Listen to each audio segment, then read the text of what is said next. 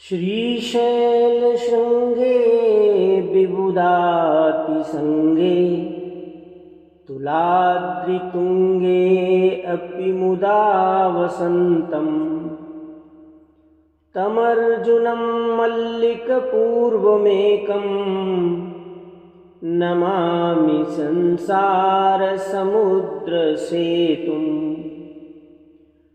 जो श्रीशैल के शिखर पर प्रसन्नता पूर्वक निवास करते हैं, जो संसार सागर से पार कराने के लिए पुल के समान हैं, मैं उन प्रभु मल्लिकार्जुन को नमस्कार करता हूँ। द्वादश ज्योतिर्लिंग की श्रृंखला में मल्लिकार्जुन ज्योतिर्लिंग दूसरे स्थान पर आता है।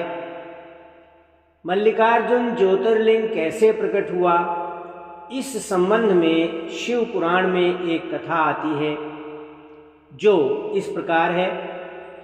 भगवान शिव और शिवा के दो पुत्र थे, गणेश जी और कार्तिकेय जी।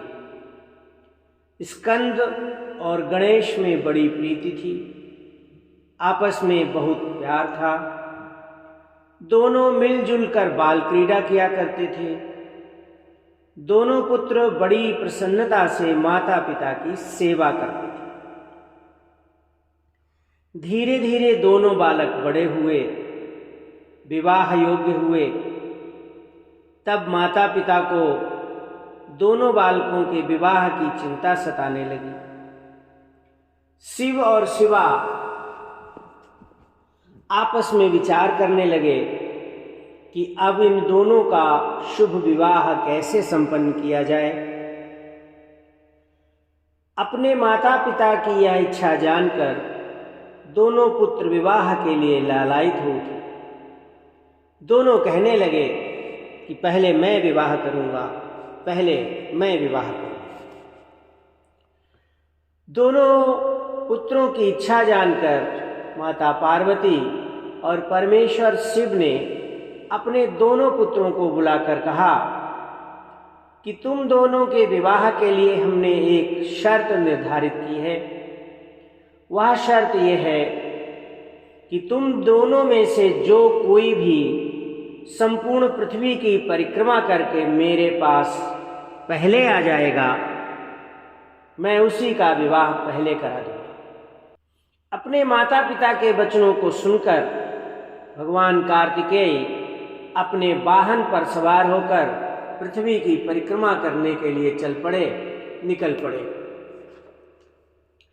अब गणेश जी सोचने लगे कि मैं तो लंबोदर हूं, 1 योजन भी नहीं चल सकता हूं, फिर मेरा वाहन भी बहुत कमजोर है, मैं कैसे पृथ्वी की परिक्रमा करूंगा।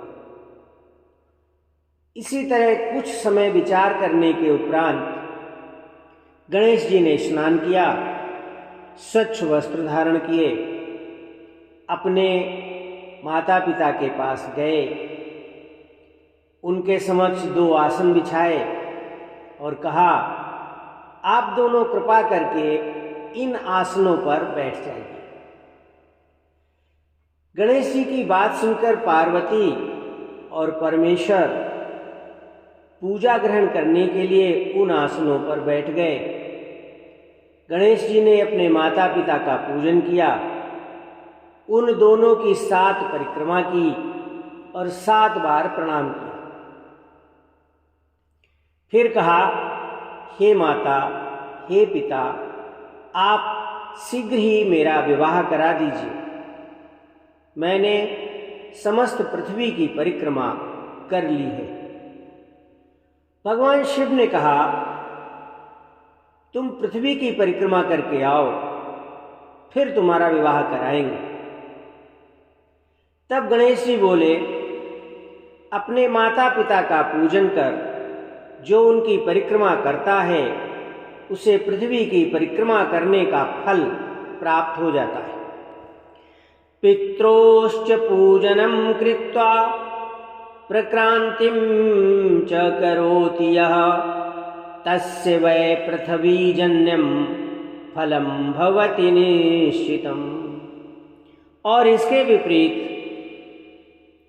जो अपने माता पिता को घर पर छोड़कर तीर्थ स्थान को जाता है उसको बहुत पाप लगता है। पुत्र के लिए माता पिता और स्त्री के लिए पति अपने घर में सर्वोत्तम तीर्थ हैं। इदं सन्निहितं तीर्थं सुलभम धर्म साधनम।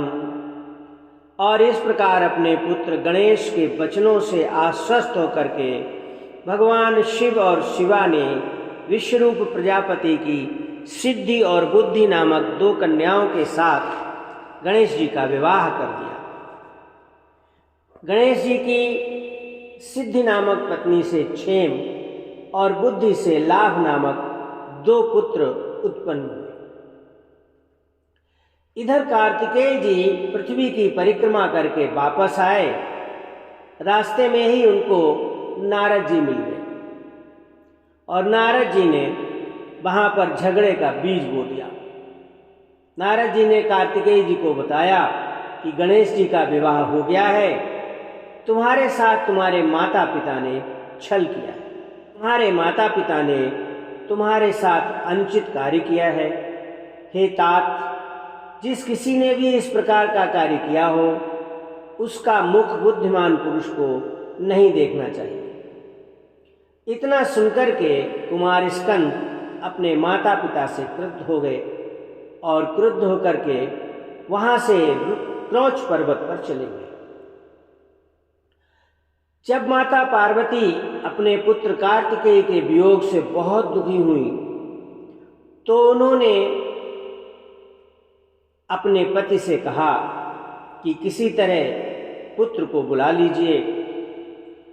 पार्वती जी के आग्रह पर भगवान शिव ने देवताओं और ऋषियों को कुमार के पास भेजा। सभी देवता कार्तिकेय जी के पास गए और उनसे वापस चलने की प्रार्थना की, परंतु कार्तिकेय जी ने देवगणों की प्रार्थना को स्वीकार नहीं किया। तब शिवजी और पार्वती जी परम स्नेहवश वहां गए जहां कार्तिकेय जी निवास करते थे। अपने माता पिता का आगमन जानकर कार्तिकेय जी उस क्रौच पर्वत से 3 योजन दूर चले गए। अपने पुत्र के दूर चले जाने पर वे दोनों माता पार्वती और भगवान शिव ज्योति रूप धारण करके वहीं क्रौच पर्वत पर ही विराजमान हो गए।